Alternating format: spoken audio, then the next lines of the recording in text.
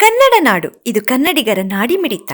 ಹಳೆಯ GST ಸಂಖ್ಯೆಯಲ್ಲಿದ್ದ input tax ಅನ್ನು ಹೊಸ ಜಿಎಸ್ಟಿ ಸಂಖ್ಯೆಗೆ ವರ್ಗಾಯಿಸಿಕೊಡಲು 90,000 ಲಂಚ ಪಡೆಯುತ್ತಿದ್ದ ಬಳ್ಳಾರಿಯ ಸಹಾಯಕ ವಾಣಿಜ್ಯ ತೆರಿಗೆ ಆಯುಕ್ತರನ್ನು ಲೋಕಾಯುಕ್ತ ಪೊಲೀಸರು ಮಂಗಳವಾರ ಬಂಧಿಸಿದ್ದಾರೆ. ನಗರದ ರಾಘವೇಂದ್ರ ಕಾಲೋನಿಯ ವಾಣಿಜ್ಯ ತೆರಿಗೆ ಇಲಾಖೆ ಕಚೇರಿಯ ಸಹಾಯಕ ಆಯುಕ್ತ ಮಲ್ಲಿಕಾರ್ಜುನ ಕುಬ್ಬಸದ ಬಂಧಿತ ಅಧಿಕಾರಿ ಸಿರುಗುಪ್ಪದ ತೆರಿಗೆ ಸಲಹೆಗಾರ ಶ್ರೀನಿವಾಸರಾವ್ ಎಂಬುವರು ಶ್ರೀ ಮಹಾಲಕ್ಷ್ಮಿ ಎಂಟರ್ಪ್ರೈಸಸ್ನ ಜಿಎಸ್ಟಿ ಇನ್ಪುಟ್ ಟ್ಯಾಕ್ಸ್ ವರ್ಗಾವಣೆ ಕೆಲಸಕ್ಕಾಗಿ ಮಲ್ಲಿಕಾರ್ಜುನ ಕುಬ್ಬಸದ ಅವರನ್ನು ಸಂಪರ್ಕಿಸಿದ್ದರು. ಈ ಕೆಲಸಕ್ಕೆ ಅವರು 90,000 ಲಂಚಕ್ಕೆ ಬೇಡಿಕೆ ಇಟ್ಟಿದ್ದರು. ಈ ಕುರಿತು ದಾಖಲಾದ ದೂರಿನನ್ವಯ ಲೋಕಾಯುಕ್ತ ತಂಡ ಮಂಗಳವಾರ ಮಧ್ಯಾಹ್ನ ದಾಳಿ ನಡೆಸಿತು.